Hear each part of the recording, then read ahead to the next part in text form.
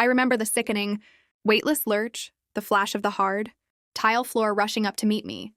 I braced for the impact, for the crack of bone. But it never came. I just stopped, a foot from the ground, suspended in midair for a split second, as if an invisible, powerful hand had caught me by the chest. Then I was set down, gently on my feet. I stood there, trembling in the empty, silent stairwell. A saved fall.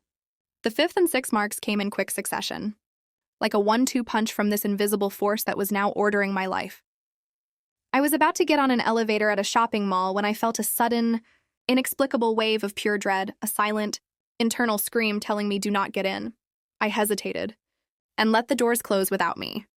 A moment later, the lights on the floor indicator went dark, and a loud, grinding screech echoed down the elevator shaft, followed by the distant sound of the alarm bell ringing. A warning unheard. That same evening, I was walking home through the park.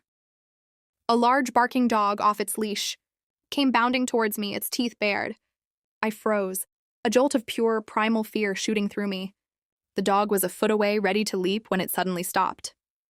It let out a high-pitched, terrified yelp, tucked its tail between its legs, and fled, as if it had seen something standing right behind me. A fear answered. I was 6 marks in, and my life was no longer my own. I was being guided, protected, manipulated by an unseen, unknowable force. The feeling of being watched was a certainty now. I began to see it more clearly, though never directly. In the reflection of my dark TV screen, I'd see a shape standing in the room behind me.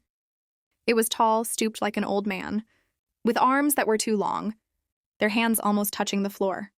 In the reflection of a shop window as I walked by, I'd see it, a dark, hulking shape, following a few paces behind me, always keeping to the shadows. The 7th and 8th marks brought it closer, from a visual presence to a physical one.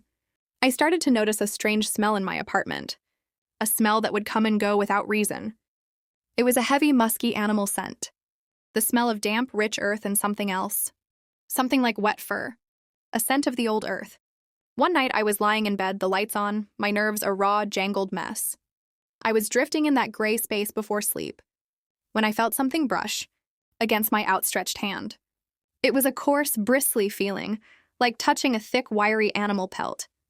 I snatched my hand back with a choked cry, my heart exploding in my chest. I was alone in the room. There was nothing there. A touch of cold fur. I was 9 marks in.